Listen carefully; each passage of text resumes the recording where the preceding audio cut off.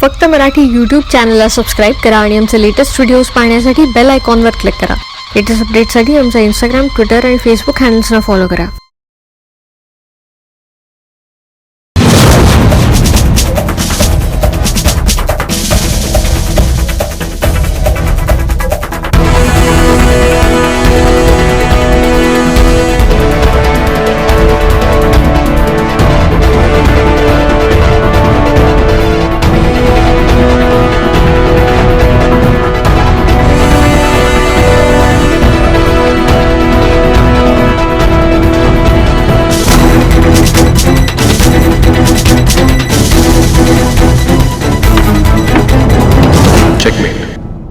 खेळ संपला.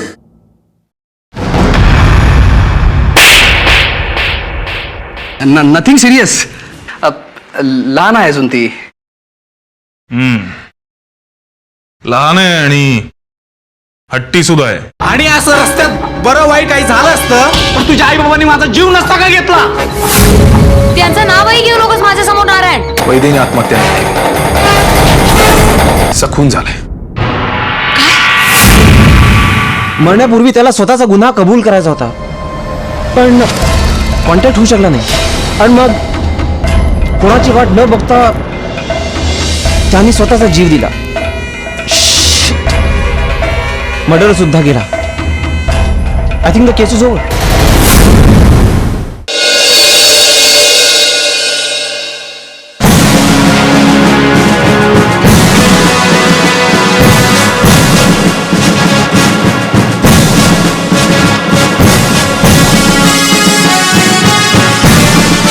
Crime investigation डिपार्टमेंटकडून आलोय.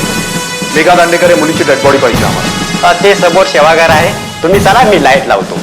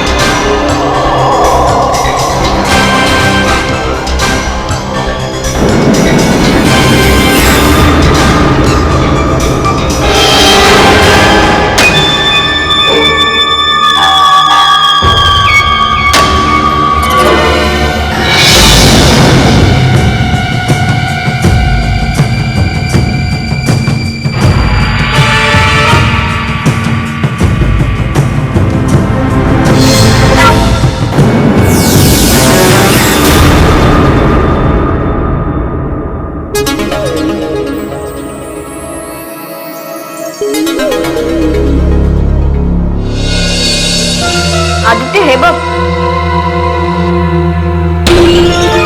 बटन.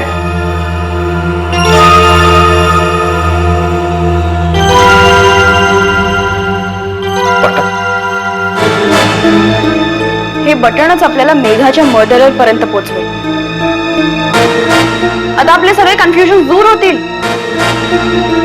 हेच बटन वैदेहीच्या केसचा उलगडा करेल. आदित्य ते बघ, तिकडे कोणतरी आहे.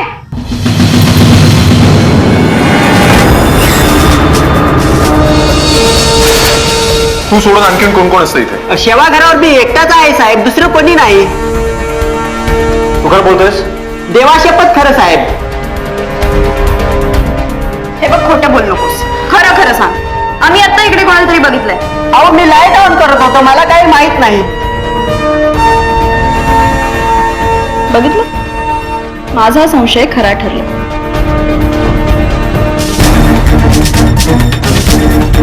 मेघाचा खूनी आपल्यावर नजर ठेवून होता. हे आपलं नशीब आहे की हे बटन आपल्याला त्याच्या आधी मिळालं आणि तो हे नष्ट नाही करू शकला. आता या केसचं बटन आपल्याला मिळालंय. आता धागेदोरी सापडते. हे कमॉन आदित्य, इथे असं किती वेळ वाट बघत बसणार आपण? I don't think so. Anand will come here. मला पण आता असंच वाटायला लागलंय. नाही, मला खात्री आहे तो येणार. नक्की येणार.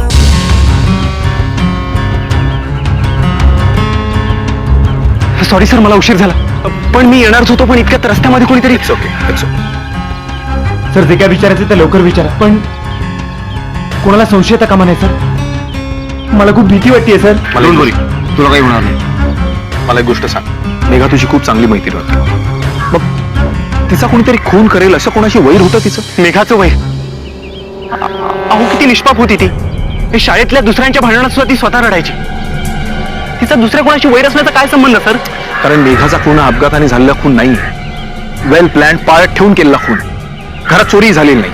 त्या दिवशी जेव्हा तू आम्हाला भेटलास तुला आम्हाला काहीतरी सांगायचं होतं, पण मेघाने तुला थांबवलं का? नाही सर, मला खरंच काही सांगायचं नव्हतं. म्हणजे आनंद एक minute. Aditya I am sure हा खोटं बोलतोय. सर मी खरंच सांगतोय, प्लीज बिलीव्ह मी. अहो मी का खोटं बोलेन सर? आनंद तू आम्हाला वैदेहीच्या डायरीबद्दल खोटं का सांगितलंस? अशी कोणतीही डायरी नव्हती तिच्या. तिची रूम चेक केली, तिच्या आई वडिलांना विचारलं, कोणालाच काय माहित नाहीये. त्यांना त्या डायरी बद्दल काय माहित असणार आहे सर? पण वैदेहीकडे एक डायरी होती, मी स्वतः पाहिली आहे. ती डायरी नेहमी तिच्या बरोबर असायची. त्या डायरीत ती तासनतास काहीतरी लिहित बसायची. काय लिहायची तिथे डायरेक्ट? कधी वाचलीस? कधी वाचायची गरजच पडली नाही. तिच्या चेहऱ्यावरच सगळं लिहिलेलं असायचं, ते निस्तेज भांबवलेल्या चेहऱ्यामध्ये. हे बघ, पुढे बोलू जे काय मी ते आम्हाला स्पष्टपणे सांग. ठीक आहे सर. सर मला आठवतंय तसं मी आणि मेघा एके दिवशी वैदेहीला भेटायला तिच्या लायब्ररीत गेलो होतो.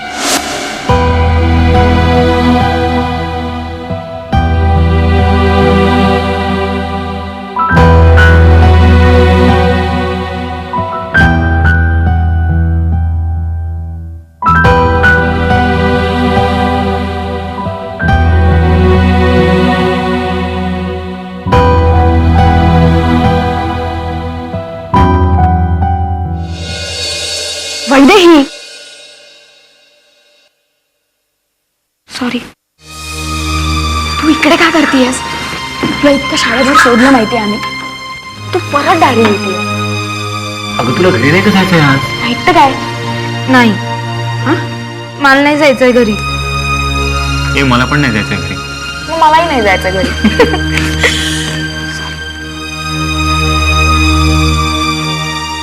काय झालं सांगशील का वैदू? काही नाही ग, तुम्ही प्लीज मला जरा वेळ एकटं सोडणार आहात का? बघ काय म्हणतीये, हिला आजपर्यंत आपण कधी एकटीला सोडलंय का? काय झालं वैदू? तू काय ते स्पष्टपणे सांगशील का?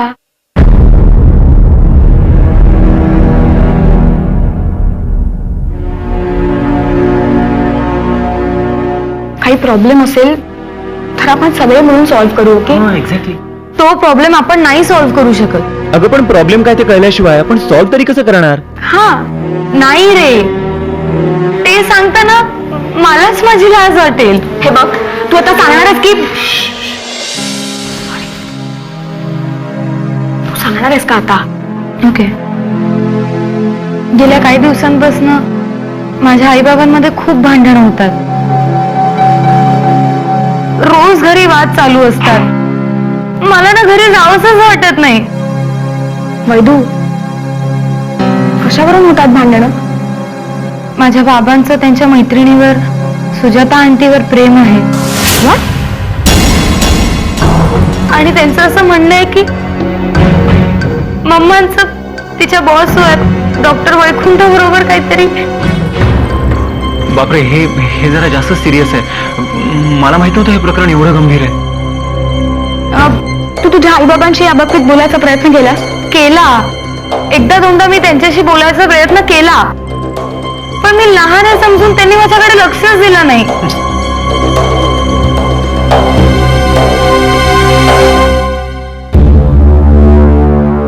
मी का म्हणते, आपण त्या सुजाता आंटी आणि वैकुंठ काकांशी बोलायचा प्रयत्न केला तर? पण ते तरी काय, तिच्या आईबाबांसारखंच करणार, दुर्लक्ष. कशावरून? आपण त्यांच्याशी काही स्पष्टपणे जाऊन बोलणार नाही आहोत, पण इनडायरेक्टली बोलायला काय हरकत आहे ना? अगं पण आपण जर बोलायला तरी गेलो. नाही आनंद, मला वाटतं मेघा बरोबर बोलते, आणि तशी आता वेळ आलेलीच आहे की त्यांना माझ्या घरातल्या परिस्थितीची जाणीव करून द्यायलाच पाहिजे. Correct. And you don't worry, okay? मी येईन तुझ्या बरोबर.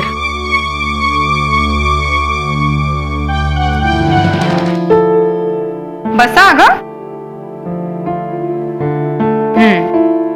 चहा घ्या.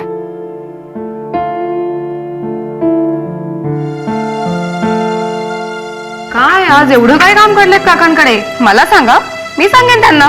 नाही आंटी, आम्हाला त्यांच्याशीच बोलायचंय. वीणा मी काय हे वैदे व्हॉट प्लेझंट सरप्राईज. पण आय होप की तू ट्रीटमेंट घ्यायला आली नाहीयेस. एनिवे तुझा मायग्रेन कसा आहे? गुड. अहो तिला फक्त तुमच्याशीच बोलायचंय. ओके बोल ना.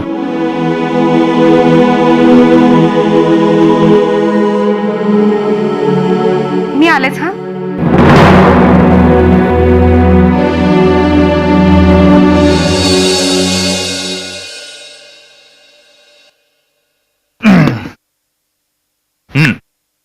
बोल आई बाबांची तक्रार करायला आली आहेस का?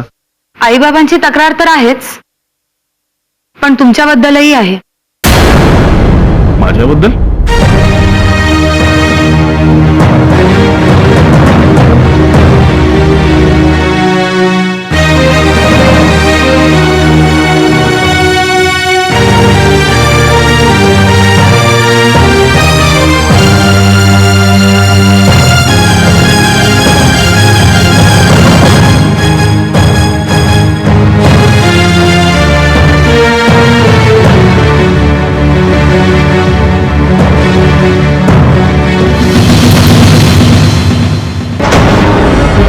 वैदेही तुझा काहीतरी गैरसमज होतो.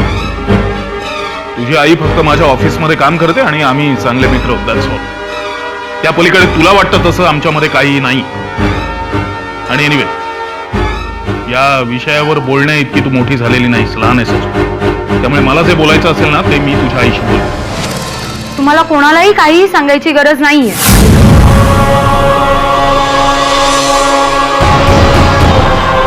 जे काही सांगायचंय आणि कोणाला सांगायचंय ते मीच सांगेन.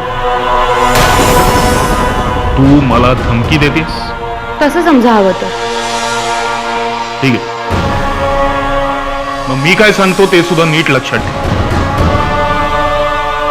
माझ्या आयुष्यावर एक जरी शिंतोडा उठला तरी सुद्धा मी हे विसरून जाईन की मी एक डॉक्टर आहे आणि तू माझ्या मित्राची मुलगी आहेस.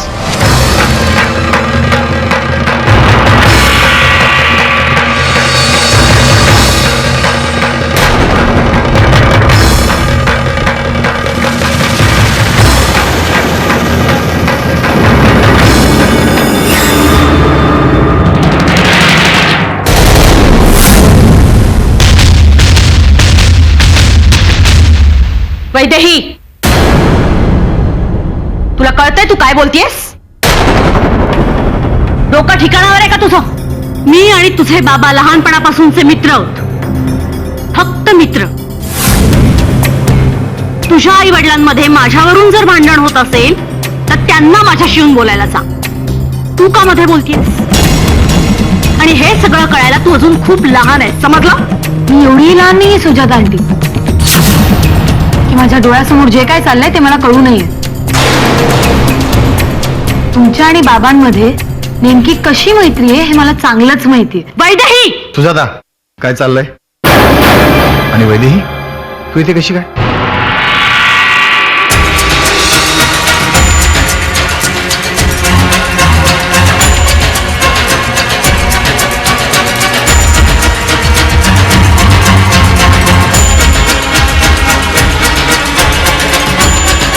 एक मिनिट वैदेही, मला तुझं म्हणणं अजिबात पटत नाही आहे. माझा माझ्या बायकोवर पूर्ण विश्वास आहे. तुझे बाबा आणि तिच्यात काही संबंध नाही, कळलं? पुन्हा या विषयावर बोलण्यासाठी या घरात यायचं नाही, कळलं? आणि हो, ही गोष्ट जर बाहेर कोणाला कळली तर लक्षात ठेवा, मी एक क्रिमिनल लॉयर आहे आणि माझ्या जीवनामध्ये आजपर्यंत एकही मर्डर केस मी हारलेलो नाहीये, समजला?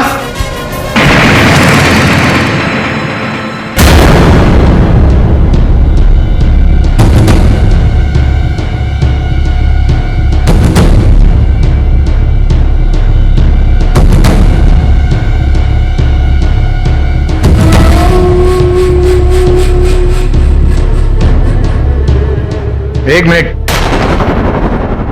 तुझं नाव काय बेटा? मेघा. हे बघ मेघा बेटा, तू सुद्धा तुझ्या मैत्रिणीसारखं गप्प बसायचं, नाहीतर हे नाव आणि प्रतिष्ठा मी खूप मेहनतीने कमावलेली आहे. तिला जर कोणी डाग लावण्याचा प्रयत्न केला तर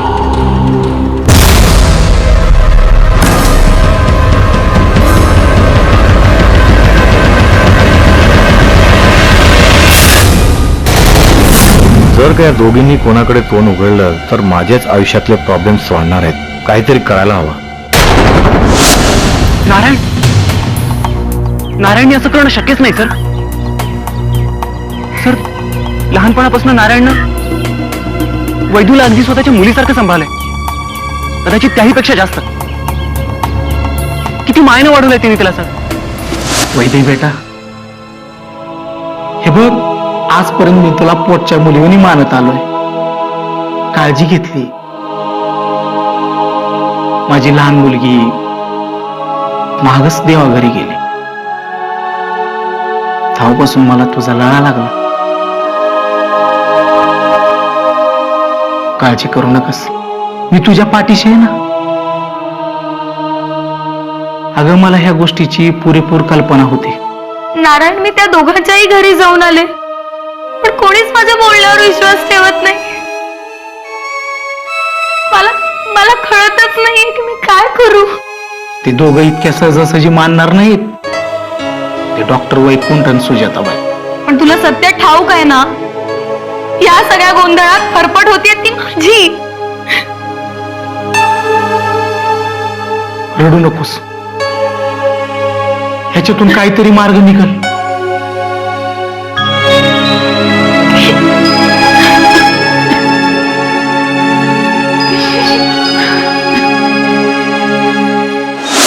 वैदू गेली आणि आता मेघाही. मला तर काहीच कळेनासं झालंय सर. याचा अंदाज तुम्हालाच लावावा लागेल सर. खरं तर ना, त्या दिवशी मेघाला तुम्हाला हेच सगळं सांगायचं होतं, पण ती घाबरत होती हो. आणि शेवटी तिची भीती खरी ठरली सर. तिने कोणाला काही सांगण्याच्या आधीच संपून टाकलं तिला. सर, त्यांनी तिला संपवलं आणि मी हे तुम्हाला सगळं सांगितल्यानंतर कदाचित माझा नंबर.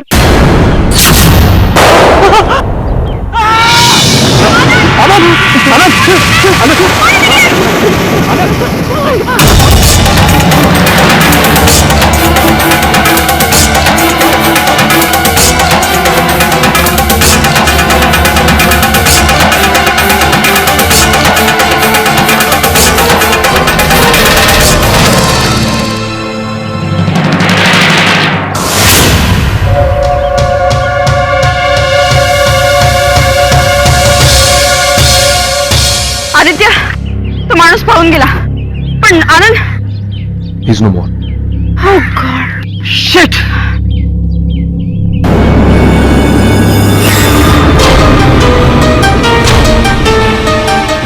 आता खरा गुन्हेगार माझ्या हातून सुटणं शक्यच नाही.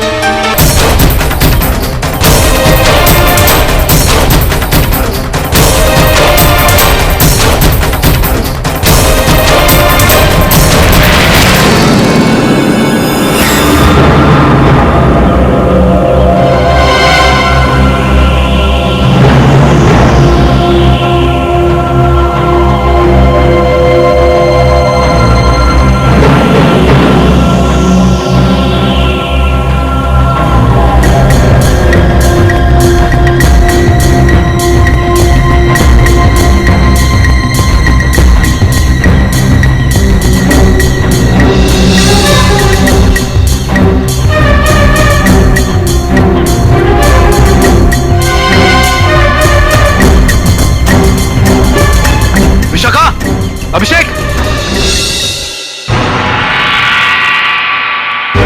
काय सापडलं? हे बघ, हे बटन. आता हेच बटन आपल्याला त्या खुन्यापर्यंत पोहोचवेल.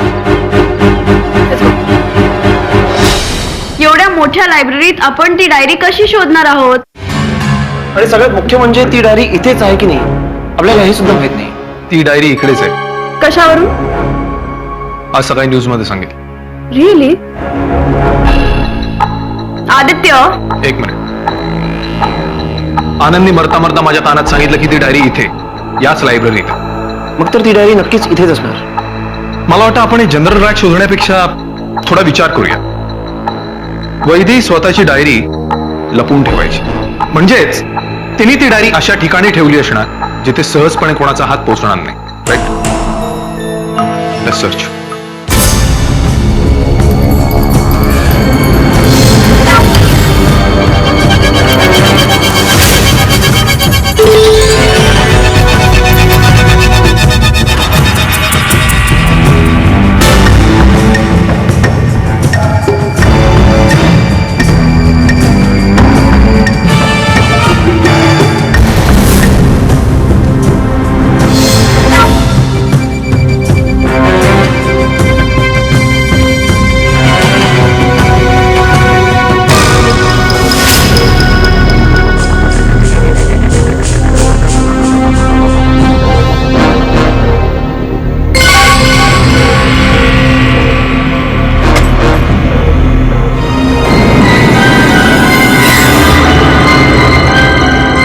Hey guys, look at it.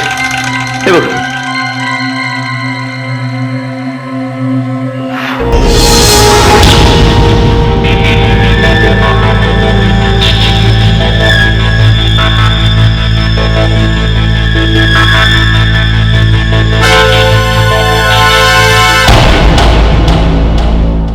Well done, guys. खरा गुन्हेगार आता लवकरच सगळ्यांच्या समोर येईल.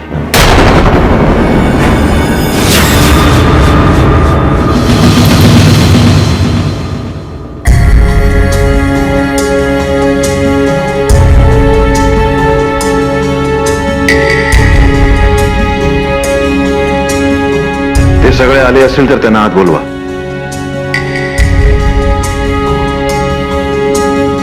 त्यांना आत पाठवा.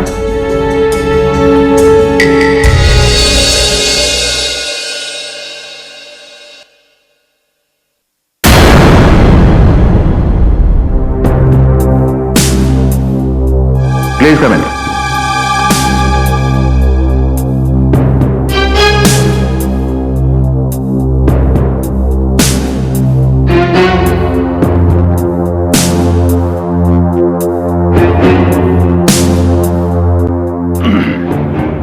बसा. आज आम्ही तुम्हाला इकडे एक खुशखबरी द्यायला बोलावलंय.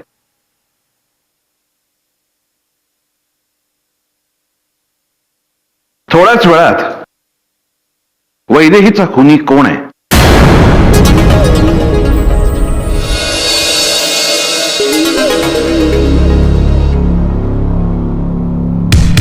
त्याचं नाव आम्ही जाहीर करणार आहोत.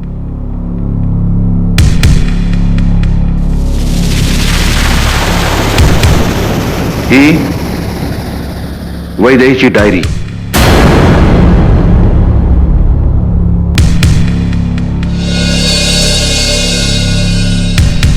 आदित्य,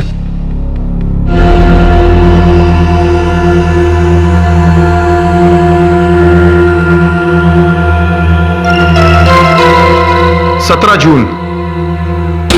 आज सुद्धा आईबाबांमध्ये पुन्हा भांडण सुरू झालं, पण आज त्या भांडणात एक वेगळीच गोष्ट समोर आली. हो हो हो, सुजातावर माझं प्रेम आहे, लहानपणापासूनच होतं.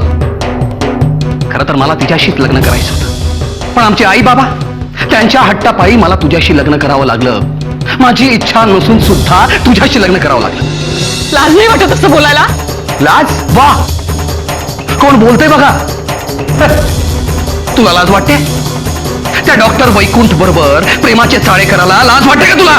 नाही वाटली, आणि त्याचं कारण तुला चांगलंच माहिती. उगाच माझं तोंड उघडायला लावू नकोस मला. अरे बोल ना, जे काय बोलायचंय ते समोरासमोर बोल ना. काय बोलायचं? सांग ना, काय बोलायचं? तुला सगळी कारण माहिती. तू कधीच बाप बनू शकत नाही. तू मला कधीच मूल देऊ शकत नाही. प्रत्येक स्त्रीच्या काही इच्छा असतात. प्रत्येक स्त्रीला आई व्हायची इच्छा असते, पण तू? होय, आहे निषंड, नपुंसक आहे मी. परंतु हे सगळं मी तुला लग्नापूर्वी सांगितलं होतं, पण त्यावेळेस तुला माझा पैसा दिसला, फक्त पैसा. नाही, तुझ्या गोड बोलण्याला फसले मी. अरे काही फसली बिसली नाहीस तू. कारण की लग्नाआधी आपण ठरवलं होतं की आपण मूल दत्तक घ्यायचं. ठरवलं होतं ना. आणि म्हणूनच वैदेहीला आपण अनाथ आश्रमातून दत्तक घेतलं. आठवतं ना सगळं तुला. आणि तीच वैदेही आता डोक्याला ताप झाली आहे. कारण की तिला आपल्याविषयी सगळं कळलंय. म्हणून भलते सलते प्रश्न विचारते ती मला. मी पैदास ऐक ठाऊक आहे.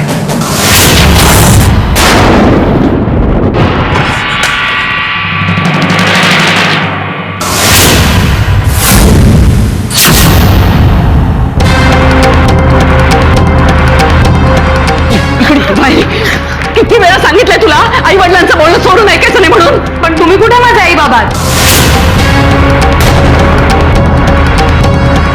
मला तर अनाथ आश्रमात आणलंय ना तुम्ही. गप्प बाईस. आता एक पण शब्द बोललीस ना तर मुस्कान फोडून तुझा. बरोबर. आता तुम्ही मला मारणारच. मी कुठे तुमची मुलगी आहे? वैदेही!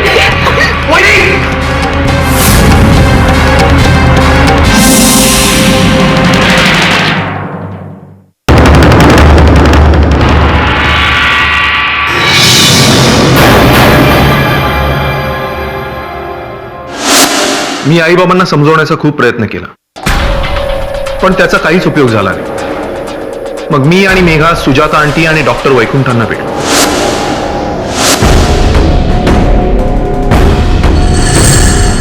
पण त्यांनी आम्हाला धमक्या देण्याशिवाय काहीही केलं नाही. मेघा आणि आनंद सतत माझ्या बरोबर होते. आज रात्री डॉक्टर अंकलकडे पार्टी आहे. पार्टीत मी आईबाबांशी यावर बोलणार आहे. Last chance. पण या सगळ्यात आता मलाच भीती वाटायला लागली. दिवसेंदिवस मी या सगळ्यांवर ओझं बनत चालली. त्यात मला अशा काही गोष्टी कळल्या ज्या सगळ्यांसाठी धोकादायक आहेत.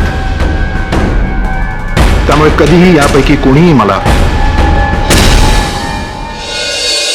यापुढे काही लिहिलं नाही.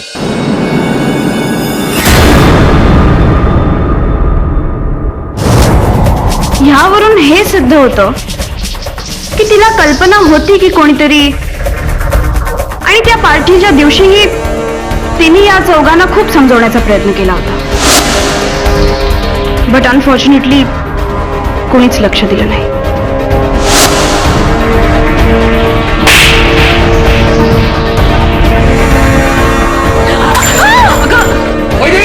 आणि तिचा खुनी पण त्या दिवशी त्या दरम्यान त्याच पार्टीत हजर होता. तो वैदेहीच्या प्रत्येक हालचालीवर नजर ठेवत होता. ती काय करते, कोणाशी बोलते, कुठे जाते, सगळं. आता पार्टीत वैदेहीच्या उद्धट वागण्यामुळे श्याम आणि शालिनी तिच्यावर भडकली. श्यामने रागाच्या भरात वैदेहीवर हात उचलला. वैदेही त्याच क्षणी पार्टी सोडून घराकडे एकटीच निघून गेली. आणि ह्या संधीचा फायदा उचलून तिचा खुनी पण तिच्या मागोमाग पार्टीतून निघाला. वैदेही तणतणत घरात पोचली आणि तिथेही नारायण सोबत तिचं खड्याकच भांडण झालं. वैदेही निराश होऊन आपल्या बेडरूम मध्ये निघून गेली. इतक्यात तो खुनी वैदेहीच्या घरात शिरला. त्याचं आणि वैदेहीचं भांडण झालं. त्यांचा वाद टोकाला पोचला आणि त्या खुन्याने वैदेहीचा गळा दाबून तिला मारून टाकला. आणि या सगळ्या घटनाक्रमात कोणालाही या मर्डरचा आभास न होऊ ती आत्महत्या वाटू म्हणून त्यांनी तिला फासावर लटकवून पळून गेला. असंच काही घडलं असेल हेच म्हणणं ना तुमचं मिस्टर श्याम?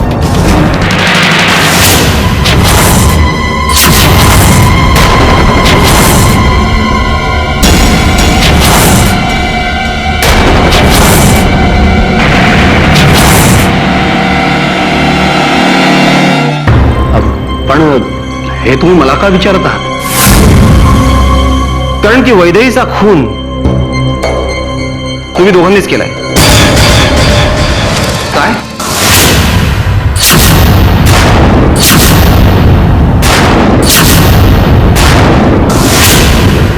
हो मीच मारलंय वैदेहीला. मीच तिचा गळा दाबला. मग मी आणि शालिनीने मिळून तिला पंख्यावर लटकवली.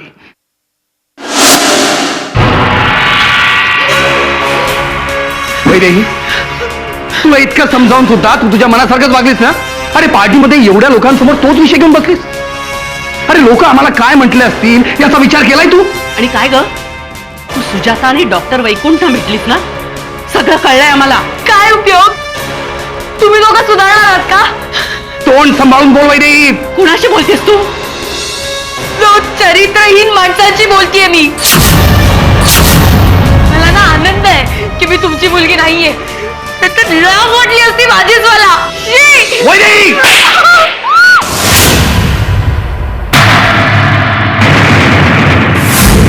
का? खरं बोललं की लागतं ना? मग वागायचं नाही तसं. वैदेही, फार बोलतेस. शांत हो, तू शांत हो. मी नाही आज शांत बसणार आहे. वैदेही, तुम्ही दोघांनी माझं आयुष्य उद्ध्वस्त केलंय. गप्प बस वैदेही. मी तुमच्या घरा लोकांसमोर आणणारच आहे. तरी मी सांगत होते, मुलगी दत्तक घ्यायला नको. तुम्ही माझं भलं करण्यासाठी नाही घेतलं मला दत्तक. तुमची कमजोरी लपवण्यासाठी घेतलं. तुम्ही संड. लपवून टाका.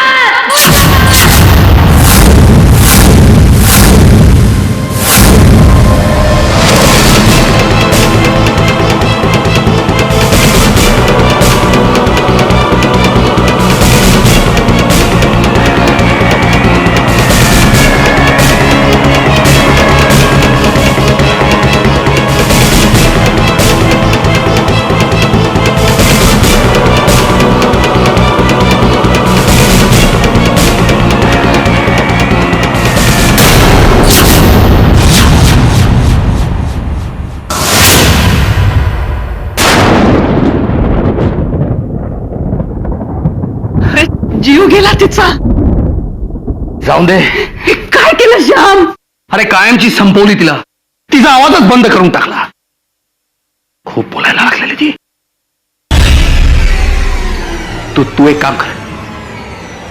रशी घेऊन कोण तर.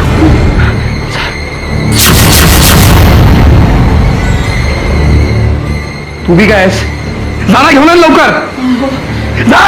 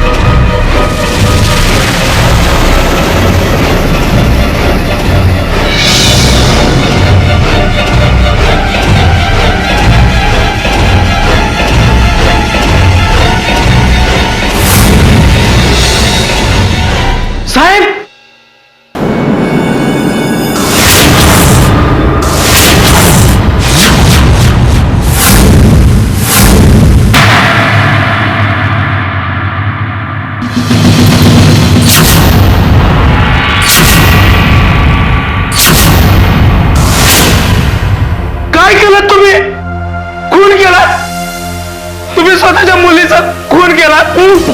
गप्प नारायण, गप्प बसायचं. याविषयी तू कोणाला काही सांगायचं नाही. मी तुला याबद्दल मोबदला तुला नारायण ते 50,000 रुपयाचं कर्ज आहे ना, ते तुझं कर्ज माफ. नारायण तुझं कर्ज माफ. नाही साहेब, मी आत्ताच्या आता जाऊन पोलिसांना सांगणार आहे. तुम्ही कोणी आहात? नारायण, तुम्ही आपल्या स्वतःच्या मुलीचा जीव घेतलात. नारायण पोलिसांना सांगा. काय चूक आणि काय बरोबर हे तुम्हाला सांगायची गरज नाही. तुझं तोंड उघडलं ना तर तुला सुद्धा असाच संपवेल.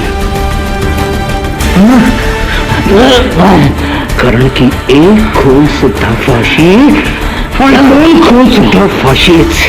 लक्षात आलं तुला? इथून निघून जायचं. जराही वेळ घालवायची नाही. तुम्हाला हे तोंड कायमचं काळं करायचं. समजलास ना?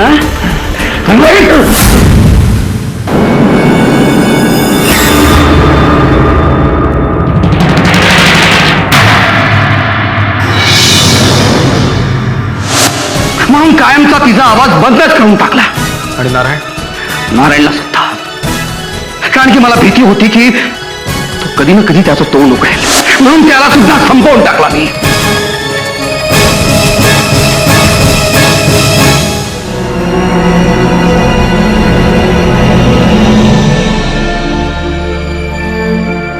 नाही नाही, मला गप्प बसून चालणार नाही. वैदेहीच्या खुनाचं सत्य मला पोलिसांना सांगायलाच हवं, नाहीतर मला देव माफ करणार नाही.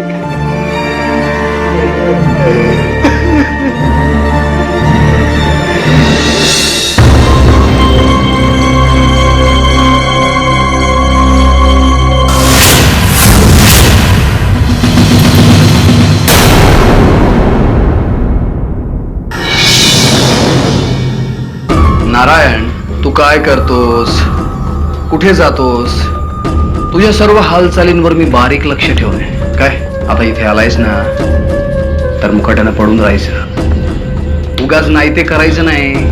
हा? तर मी काय करू शकतो हे तुला ठाऊक आहे. मुकाट्यानं पडून राहा.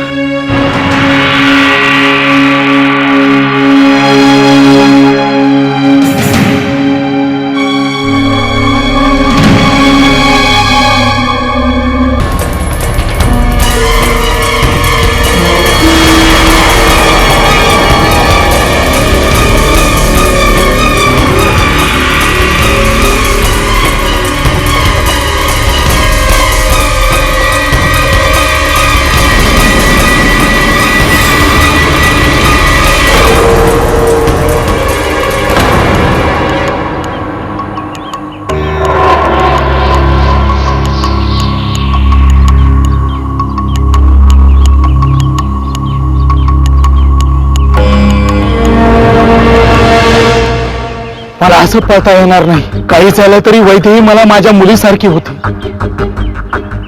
मला गप्प बसून चालणार नाही. मला श्यामला घाबरून चालणार नाही. वैदेहीला काही करून मला न्याय मिळवून द्यायलाच हवा.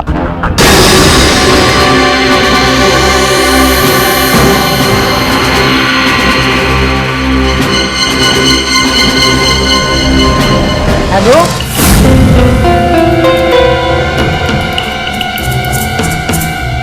हा साहेब.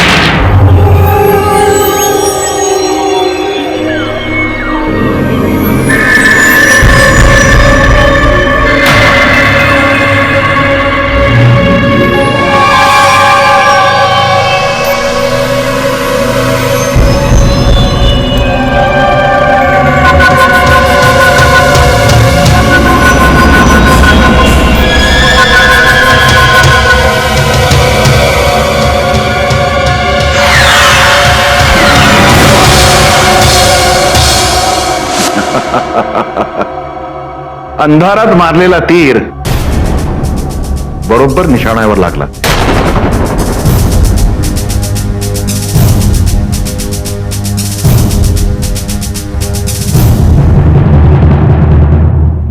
मला एक सांगा, तुम्ही मेघा आणि आनंदचा खून का केला? नाही साहेब, आनंदाने मेघाला मी नाही मारलंय.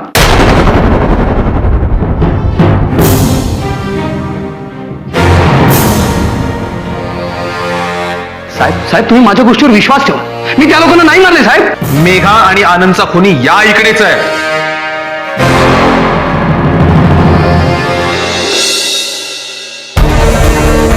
मेघाला खुन्याने आधीच धमकी दिली होती.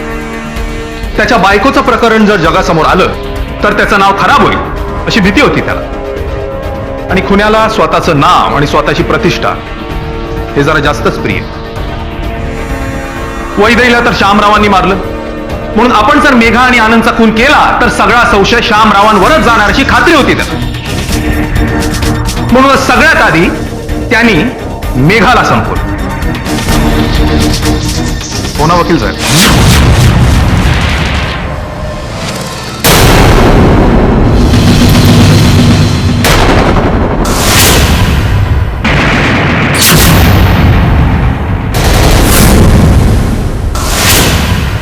आणि त्या रात्री वकील साहेब मेघाच्या घरी गेले.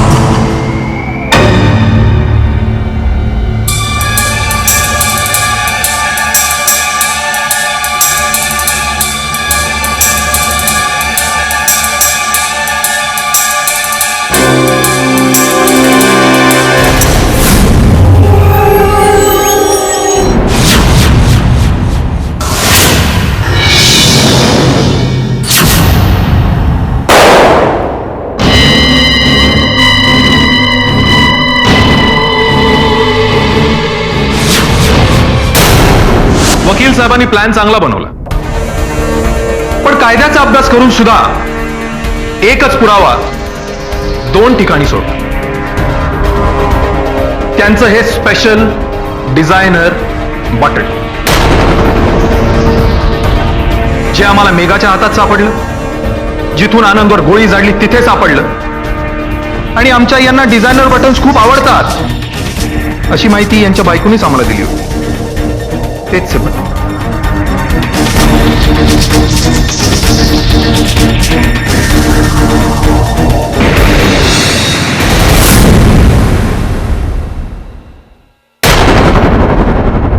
काय सुजाता मॅडम, बरोबर ना?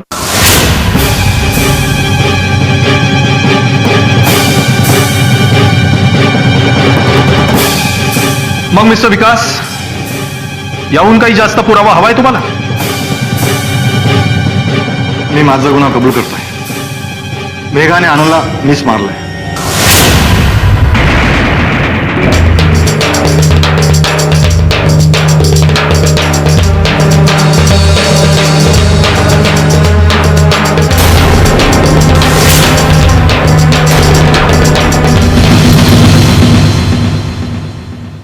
केस is over sir.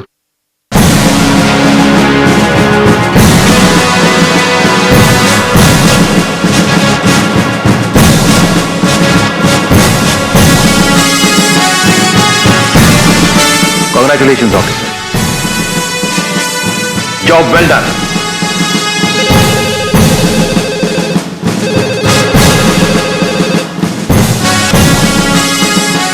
Vikram here.